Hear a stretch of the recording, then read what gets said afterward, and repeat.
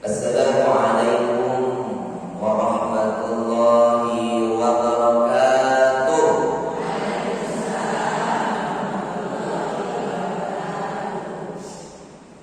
Alhamdulillah rabbil alamin.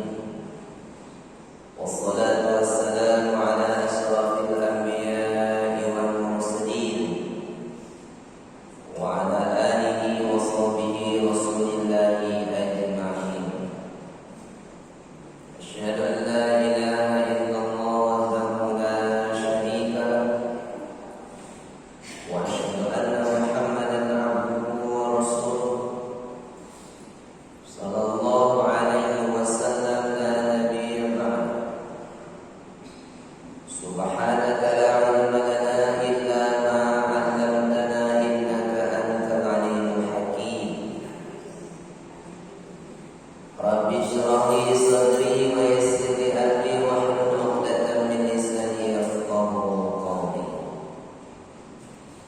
Ibu-ibu, para orang tua kami, jamaah masjid Bagus Sabar yang dimuliakan Allah.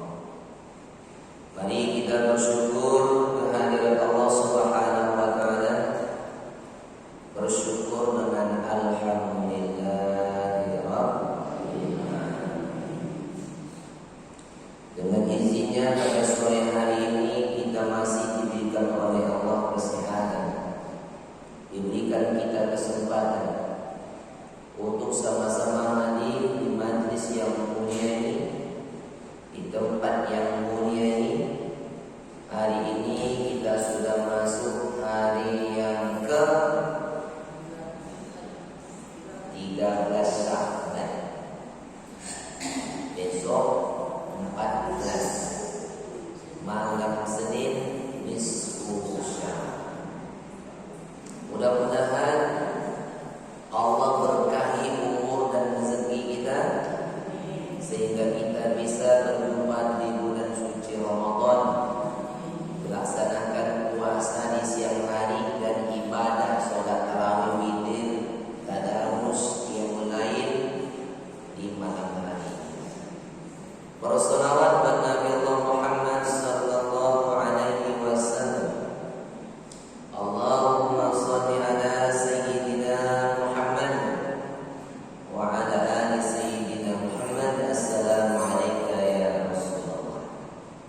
Mari sama-sama kita awali kajian kita ini, majelis ilmu ini, dengan membaca bismillah.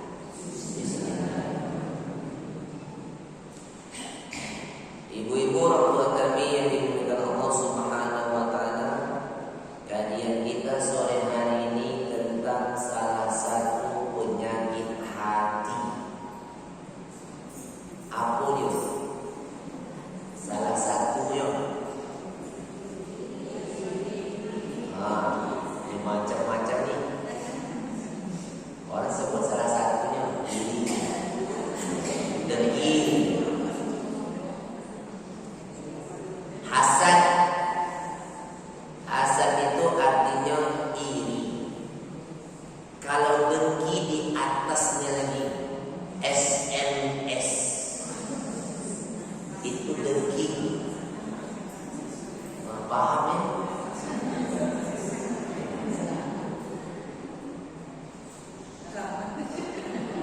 Yang menonton paham juga nanti. Pokoknya jangan lupa subscribe. Baik, kita akan bahas tentang hasad. Artinya iri. Iri ya. Di atas iri itu ada lagi namanya dengki, SMS.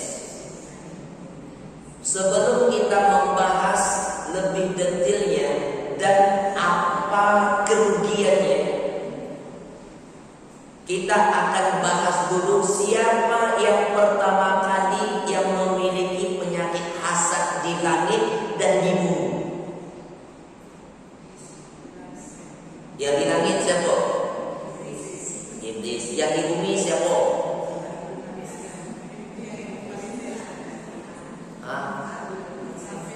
Si Qabil. Kita akan bahas dua-duanya sampai detail.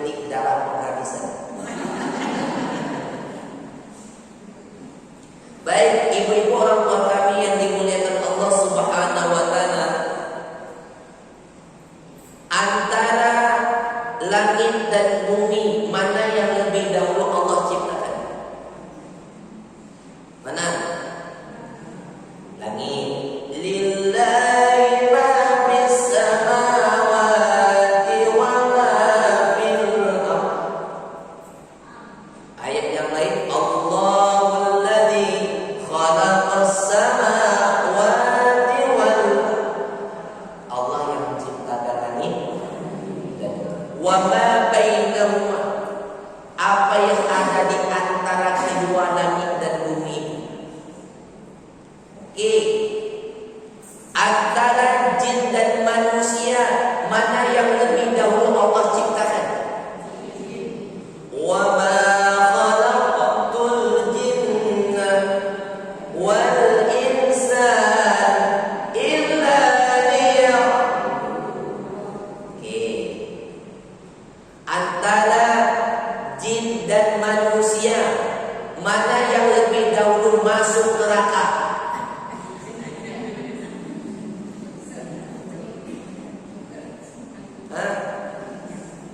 Jin. Walaqad zara'na li jahannama katsiran minal jinni wal ins. Sesungguhnya kami jadikan untuk isi neraka jahanam kebanyakan dari golongan jin dan kalau demikian, siapakah yang pertama kali yang tinggal di bumi ini? Siapa, Bu? Jin. Jin. Kenapa jin? Kan begitu. Rupanya jin ini pertama kali tinggal di bumi. Kebanyakan jin ini adalah merusak. Maka yang banyak merusak itu dibasmi. Maka ketika Allah mau menciptakan Adam, surat Al-Baqarah ayat 30, A'udzu billahi minasy syaithanir rajim. Wa idh qulna lil malaikati inni ja'ilun fil ardi khalifah. Hai malaikat, aku ingin menciptakan manusia di muka bumi sebagai khalifah. Khalifah itu bukan pemimpin. Khalifah itu artinya bergenerasi, beranak pinak, berkembang biak, yang satu menjadi banyak, itu namanya khalifah. Maka ketika itu malaikat berkata, Ataj'alu fiha man yufsidu fiha wa yasfiku dima. Untuk apa ya Allah Engkau ciptakan manusia yang akan merusak, berkelahi, bertumpah darah saja ya Allah? Mengapa malaikat berani ngomong? Harusnya kan tidak berani ngomong.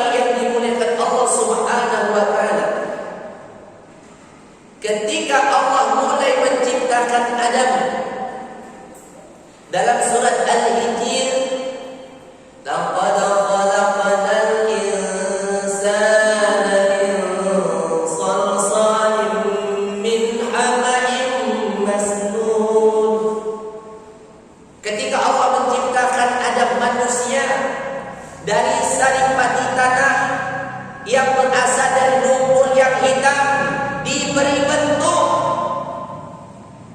Jadi Nabi Adam itu dari tanah yang berlumpur hitam.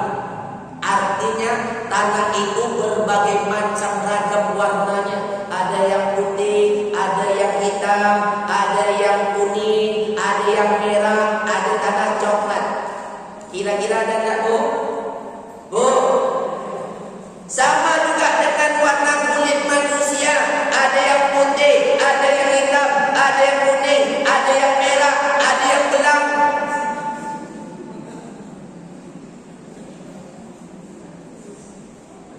Ada tanah itu yang liat, keras, ada tanah itu yang lunak. Begitu juga dengan watak manusia. Ada yang keras kepala, ada yang lunak hatinya. Betul? Ada tanah yang mudah diambil, ada yang susah diambil. Sama dengan watak manusia. Ada yang mudah menerima kebenaran, ada yang sulit menerima kebenaran. Maka Allah mulai membentuk Nabi Adam dengan sebaik-baik bentuk. Laqad khalaqnal insana fi ahsani, dengan sebaik-baik bentuk. Ketika Allah sudah membentuk Adam, masih dalam keadaan tanah yang lembek, belum kering, belum ditiupkan ruh. Iblis keluar masuk melihat. Masuk ke lubang hidung, keluar lubang telinga, masuk dari lubang mulut, keluar dari lubang dubur. Apa kata iblis? Seandainya makhluk ini diserahkan kepadaku, aku hancurkan makhluk ini. Udah nampak sifat hasad. Maka ketika Allah mulai meniupkan ruh, wa idza sawaituhu wa nafakhtu fihi min ruhi faqa'u lahu sajidin. Apabila kami telah menyempurnakan bentuk kejadiannya, maka kami tiupkan ruh ke dalam ciptaannya. Faqa'u lahu sajidin, maka bersujudlah kamu. Maka ketika Allah telah meniupkan ruh Adam, Bu, ketika ruh itu sampai di kerongkongan, Nabi Adam bersin, hasil.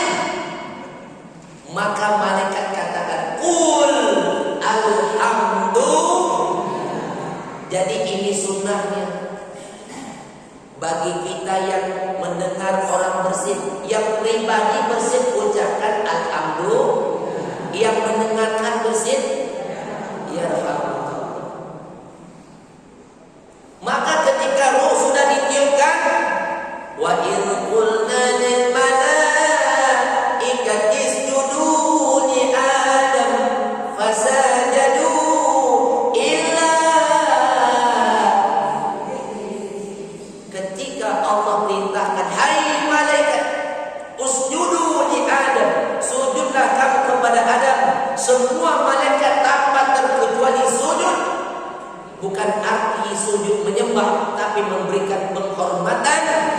Illa iblis, kecuali ketika itu dia berdiri tegak. Allah tanya, iblis, ma mana'aka alla tasjuda idh amartuk? Mengapa engkau suruh sujud kepada yang tidak mau? Aba wastakbar. Mulai rasa aku dan sombongnya dia berkata, khalaqtani min nar, aku kau ciptakan dari api ya Allah, wa khalaqtahu min tin, sementara dia kau ciptakan dari tanah. Ana khairun minhu, aku lebih baik daripadanya. Murka Allah.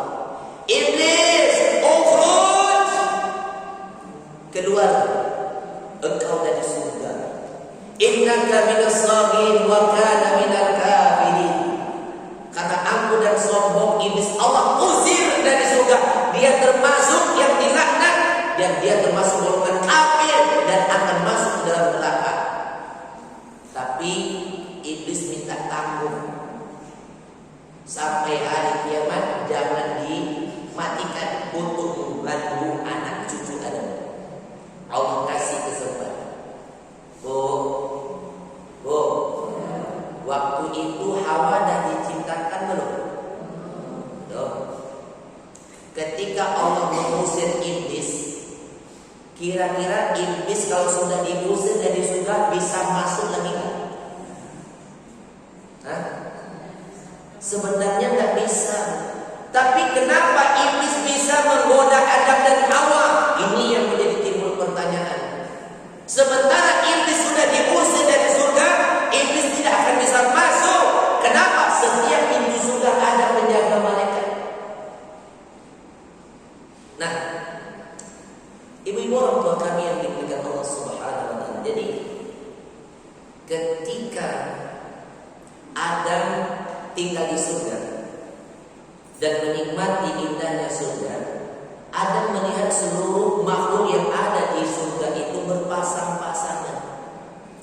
Kenapa aku sendiri? Kan begitu. Allah mengerti apa yang diinginkan Adam. Ketika Adam terbangun, sudah ada Hawa di sampingnya. Maka Adam dan Hawa dinikahkan di surga. Maka Allah katakan, wahai Adam, wahai Hawa, silakan engkau nikmati apa yang ada di surga ini. Engkau mau makan apa saja silakan, engkau mau minum silakan. Engkau tidak akan mendapatkan kelaparan, tidak akan merasakan kehausan, dan tidak akan terkena panasnya matahari langsung, tidak. Tapi ingat satu hal. Apa kata Allah? Wala taqraba hadhihi sajarah. Engkau jangan dekati pohon ini saja. Ibu orang tua kami yang dimuliakan Allah Subhanahu wa taala. Iblis berusaha terus bagaimana bisa masuk dan mengganggu Adam dan Hawa. Rupanya iblis cari siasat supaya bisa masuk ke surga. Akhirnya dia masuk ke dalam tubuh ular. Maka lepas dari pantauan malaikat, disitulah dia membisikkan Adam dan Hawa. Apa kata iblis? Adam, Hawa, kalian tahu gak mengapa Allah melarang kalian mendekati pohon ini? Allah kan tidak katakan Adam jangan makan kan? Tapi Adam jangan dekat. Kenapa Allah katakan jangan dekat? Kita ini makhluk yang lemah, mudah terpengaruh. Kalau sudah dekat akan terpengaruh. Maka jangan dekat. Maka iblis katakan, mengapa Allah larang kalian untuk mendekati pohon ini Adam Hawa? Sesungguhnya sekiranya kalian memakan buahnya, buah apa? Ibu tahu dari mana? Jangan dari saya, dari Ustaz. Tengok surat Toha, cari dalam tu Syajaratul Khuld. Surat Toha surat 20 ayat sekitar 150. Sesungguhnya kalau kalian makan buahnya Adam, kalian itu akan sama derajatnya dengan para malaikat. Kalian akan kekal selama-lamanya di dalam surga ini. Aku bersumpah demi Allah. Inilah sumpah palsunya iblis. Maka kata Hawa, ayolah kita cukup jangan. Tak perlu sikit aja jangan. Gara-gara sikit cubul tu lah. Ketika dimakan, akhirnya lepaslah pakaian-pakaian pun terbuka aurat muka. Malu, bersusah payah mencari tempat perlindungan, menutupi diri dengan daun-daun. Di situ Allah katakan, ada Hawa, kan sudah kukatakan jangan dekati pohon ini. Kalian dekati juga, akhirnya kalian terzalimi. Disitulah Adam menyesal. Ya Allah, kami mengakui kesalahan kami ya Allah. Kami telah menzalimi diri kami ya Allah. Ajarkan kepada kami cara untuk bertaubat kepada-Mu ya Allah. Allah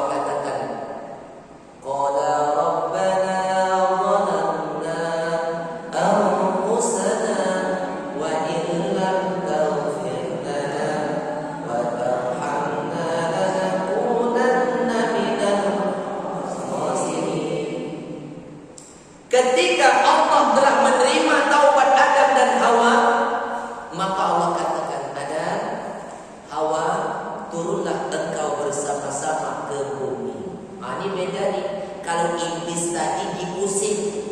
Kalau Adam dan Hawa turunlah kamu bersama-sama ke bumi. Sebahagian kamu akan menjadi musuh di antara sebahagian yang lain.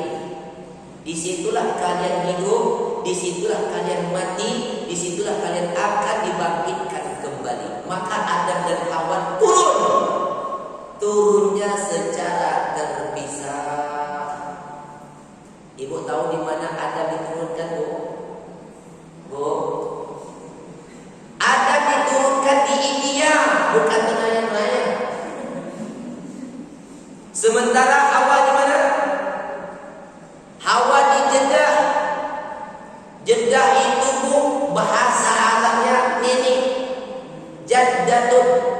Kalau jadun kakek, jaddatun nenek. Di situ Hawa diturunkan, di situ Hawa diwafatkan. Panjang kuburan Hawa 25 meter. Panjang. Itu kok pendek. Yang pendek-pendek jangan kecil lagi. Menurut riwayat Adam dan Hawa terpisah selama 40 hari. Ada yang mengatakan 40 tahun, ada yang mengatakan 350 tahun. Wallahu. Adam mencari Hawa, Hawa pun mencari Adam. Akhirnya mereka berjumpa ketika Allah perintahkan Adam dan Hawa untuk melaksanakan ibadah haji. Ketemu. Di mana ketemunya? Di Arafah, Jabal Rahmah. Itulah pertemuan Adam dan Hawa. Jabal artinya gunung, rahmah kasih sayang. Disitulah muncul kembali rasa kasih dan sayang. Ya ayyuhan nasu taqu rabbakumul ladzi khalaqakum min nafsin wahidah wa khalaqa minha zawjaha wa batha minhuma rijalan katsiran wa nisaa. Akhirnya Adam dan Hawa kembali merajut rasa kasih dan sayang. Akhirnya berkembang biak, beranak pinak. Kalau boleh saya tanya dengan ibu semuanya, kira-kira anak Adam itu berapa orang? Berapa, Bu? Hawa itu melahirkan sebanyak 20 kali. Ada yang mengatakan Hawa itu melahirkan masing-masing sekali melahirkan kembar. Kalaulah 20 kali melahirkan 40. Tapi ada yang lahir tunggal. Seandainya 20 kali melahirkan, ada satu yang tunggal, berarti jumlah anaknya berapa? 39. Seandainya 21 kali melahirkan, memang jumlahnya berapa? 41. Ada yang lahir tunggal. Kok bisa ada yang lahir tunggal? Nanti kita sambung episode. Nah, ibu-ibu orang tua kami yang dimuliakan Allah Subhanahu wa taala. Ketika anak-anak Adam ini sudah mulai remaja, ada namanya Qabil, ada namanya Habil. Adam panggil Qabil, engkau urus ini bagian perkebunan. Habil, engkau urus bagian peternakan. Ketika anaknya sudah mulai dewasa dan sudah layak untuk menikah, Allah perintahkan Adam, nikahkanlah anakmu. Kebetulan yang sudah layak Habil dan Qabil. Nikahlah anakmu secara silam. Karena Qabil punya kembaran, Habil pun juga punya kembaran. Siapa, Bu? Kembaran si Qabil siapa? Siapa kembarannya perempuan namanya? Iklimah. Berparas cantik rupa. Kembaran Habil siapa? Labuda, yang kurang menarik.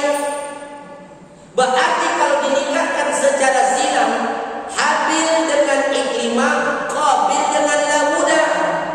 Tetapi Qabil tidak terima.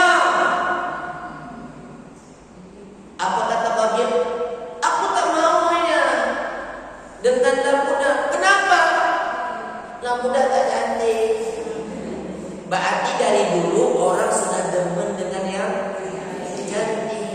Sesuai dengan hadis Nabi, tunkahul mar'atu li arba'. Nikahilah kamu wanita itu karena 4. Li jamaliha, karena kecantikannya. Wa li hasabiha, karena keturunannya. Wa li maliha, karena hartanya. Wa li diniha, karena agamanya. Tapi ini perintah Allah, nah, engkau harus nikah dengan Labuna. Aku tak mau, ayah. Biasanya kalau tak mau kan begitu. Ustaznya ada aja gaya. Kalau melawan kan tak boleh. Tak mau. Aku mau dengan Labuna, aku mau dengan Ikrimah saja. Akhirnya Allah kirimkan berita. Adam, suruh anak-anakmu berkorban untukku. Letakkan masing-masing kurbannya di atas bukit ini. Nanti kita lihat siapakah di antara anakmu yang bertakwa. Ini ibu-ibu nanti buka Al-Quran. Surat, kalau tidak salah saya, surat Al-Ma'idah. Ya. Tentang kisah Habil dan Qabil. Dimulai ayat yang ke-27. Maka ibu-ibu orang tua kami yang dimuliakan Allah Subhanahu wa ta'ala, Habil, Qabil, Allah perintahkan kalian untuk berkorbannya. Silakan. Habil, engkau pilihlah binatang ternak yang terbaik menurutmu. Qabil, engkau pilihlah hasil pertanianmu yang terbaik. Letakkan sama-sama di sini. Si Habil, karena ini adalah perintah Allah, dia pilih domba-domba yang sehat, besar.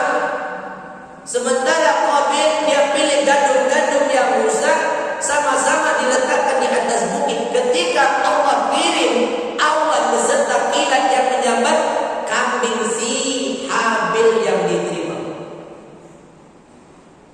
Bukan introspeksi diri, malah betapa sakit hati si Qabil. Apa kata Qabil? Kalau engkau tetap mengambil Ikrimah untuk dinikahkan, aku bunuh engkau. Tapi kan kurban yang diterima kurban orang-orang yang bertakwa. Aku tak peduli. Ini sudah ada iri, hasad, ya kan? Nanti sampai tingkat pada dengkinya. Ini sudah mulai mengancam. Tapi ancaman Qabil ini bukan ancaman kaleng-kaleng. Walaupun sudah mengancam, dia tidak tahu bagaimana cara membunuhmu. Kenapa? Untuk menguburkan mayat adiknya, dia pun dia tak tahu. Tapi kok bisa Qabil itu membunuh iblis? Datang. Apa kata iblis? Bil, gini caranya.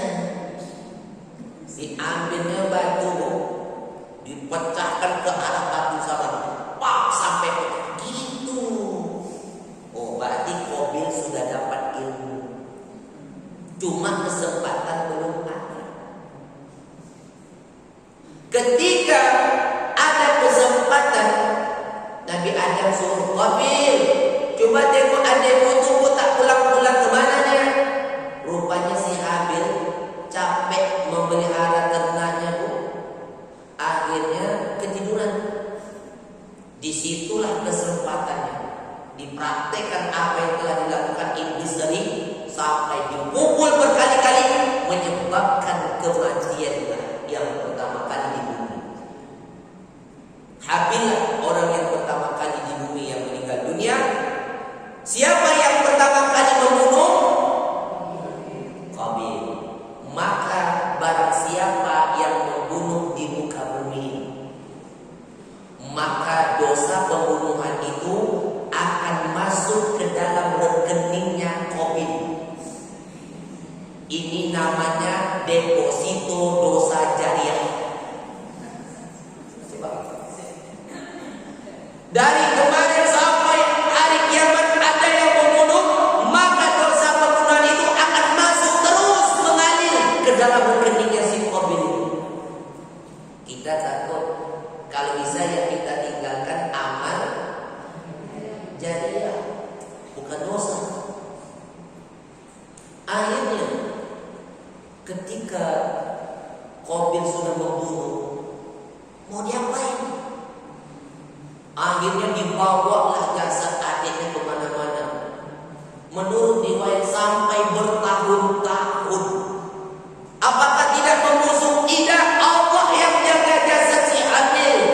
Allah hukum si Qabil biar dia tahu. Rupanya sudah bertahun-tahun baru Allah memperlihatkan 2 ekor burung gagak yang sedang berkelahi. Ketika yang satu mati, yang satu hidup, yang hidup itulah yang menguburkan, dia galinya tanahnya, lalu dia kuburkan kawan yang mati tadi. Oh, di situ terbuka pikiran si Qabil. Apa kata Qabil? Mengapa aku tidak lebih cerdas daripada si Raka? Ya kan? Akhirnya dia praktikkanlah cara menguburkan mayat adiknya. Selesai dia menguburkan dengan penuh penyesalan.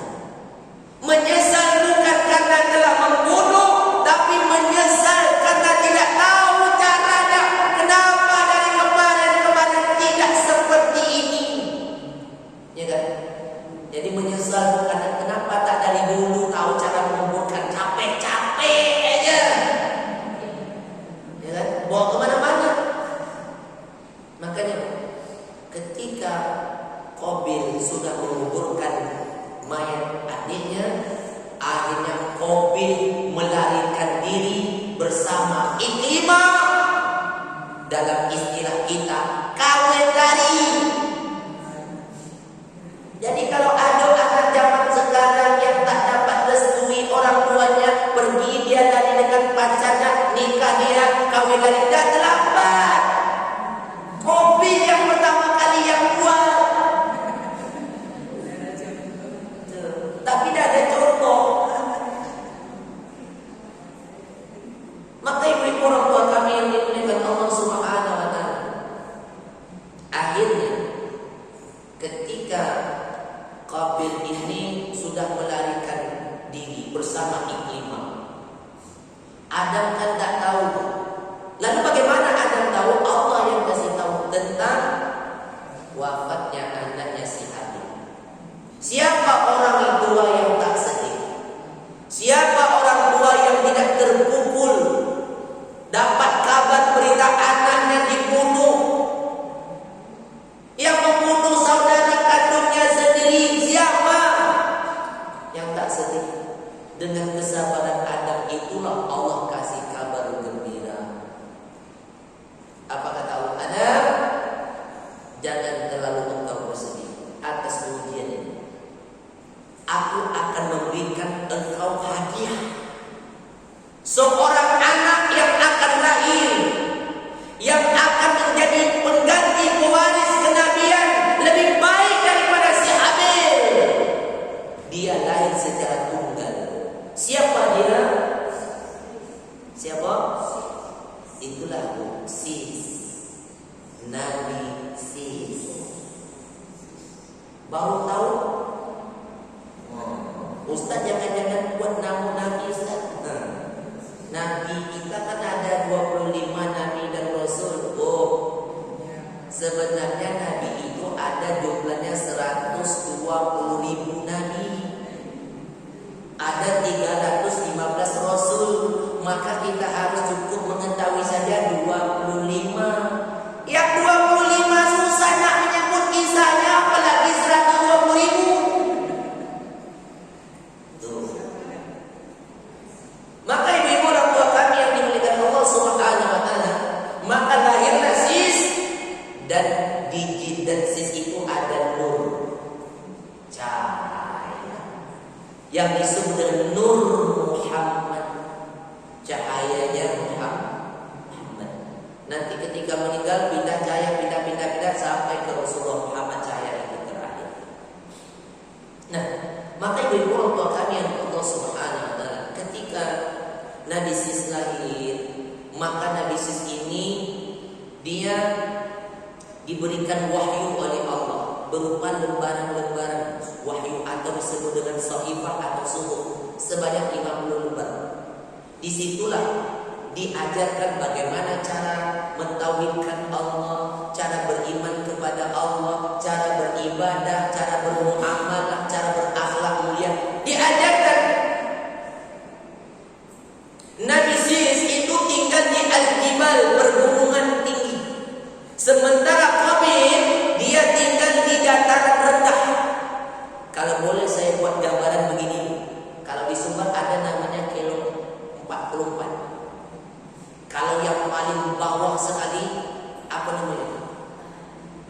Meninjau, ya kan?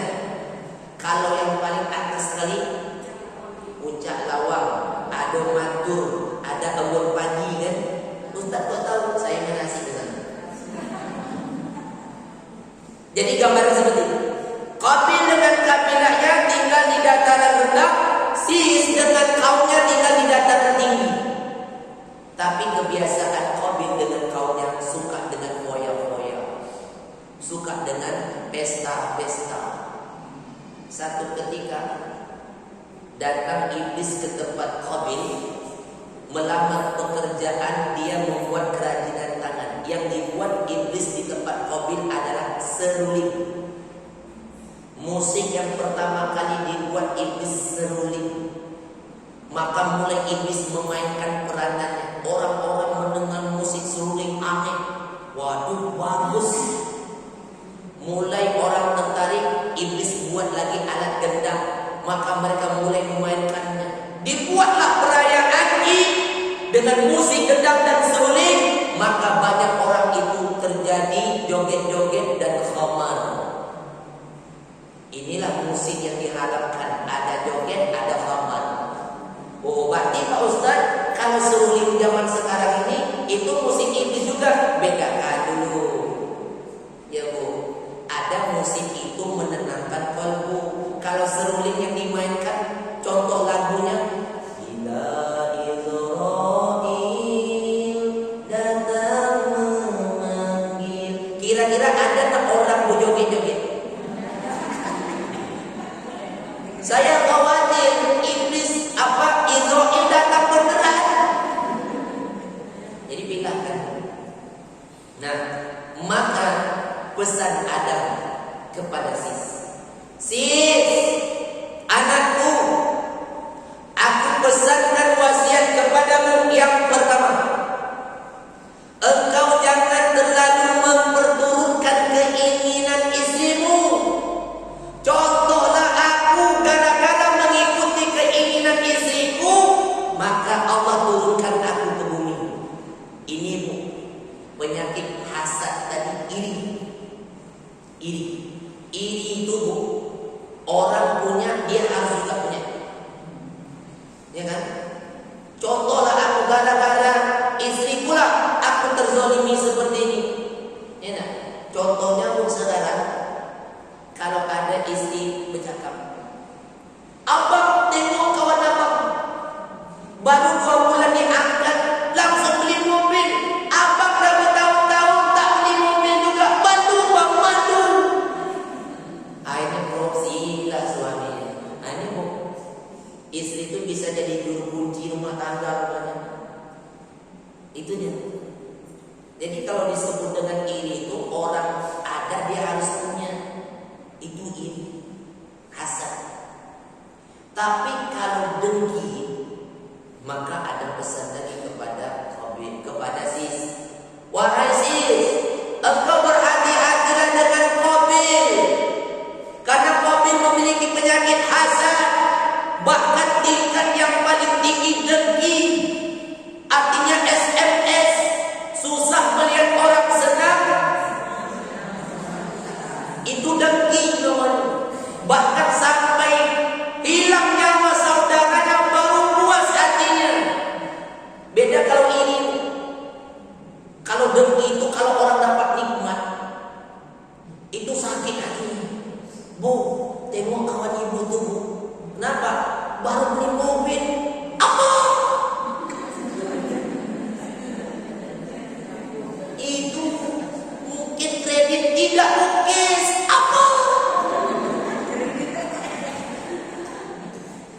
bisa dibeli mobil seperti itu? Iya Bu. Saya tak percaya nih. Dari mana dia dapat duit banyak itu? Bukan itu aja Bu. Rumah dia besar baru dibangun buat ikan. Apa? Jangan-jangan dia korupsi? Enggak Bu. Bukan itu aja. Suami dia baru. Apa? Oh, tambah hancur aja. Itu orang yang dengki. Dia tidak akan senang. Kalau nikmat orang itu ada, dia tak akan senang. Tapi kalau nikmat orang itu hilang, baru puas hatinya. Kawan ibu kemarin tuh Bu, yang baru punya mobil baru, rumah baru, suami baru, kena tangkap polisi. Kenapa? Korupsi. Rasain. Baru puas hati itu. Itu namanya dengki. Kalau iri beda. Iri itu hanya sekedar pengen. Bu, si Anu tuh baru beli mobil. Alah, baru beli mobil aja sombong. Aku pun bisa beli mobil baru. Bukan itu aja Bu, rumah dia baru. Rumah baru, aku pun bisa. Tapi suami dia baru.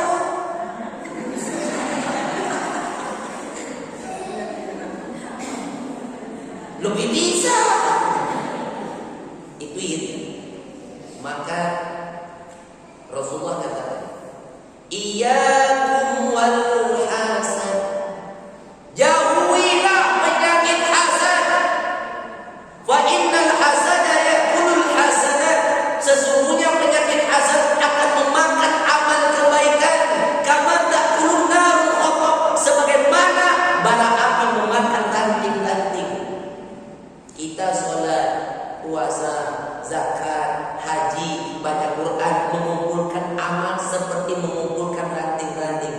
Apabila ada hasad di dalam hatimu, maka siap-siap dia akan membakar amal-amalmu, akan menjadi debu. Oh, hati-hati. Jadi hasad yang dibolehkan ada. Kita iri dengan kawan kita.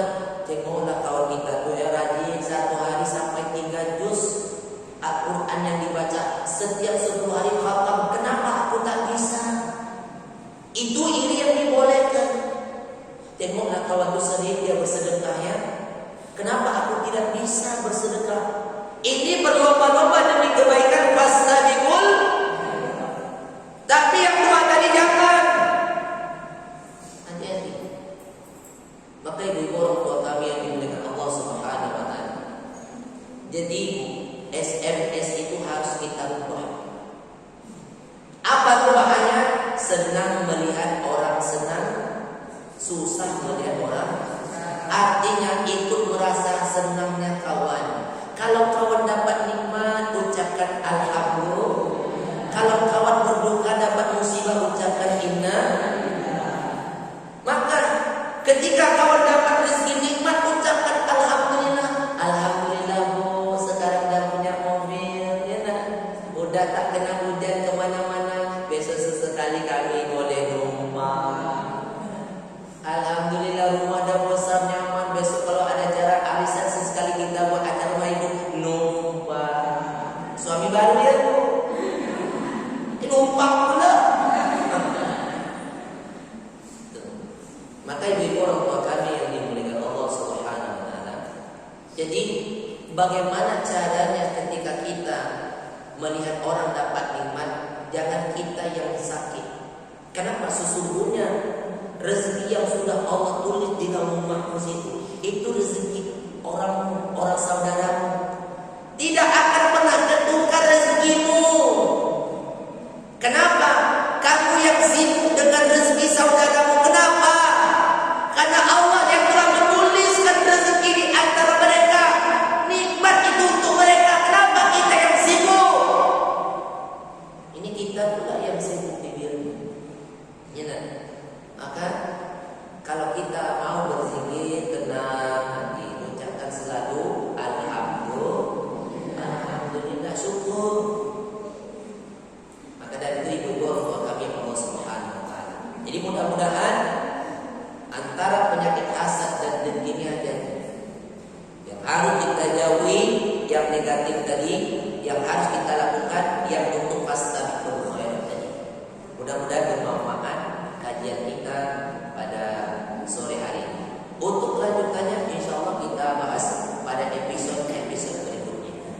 Sampai di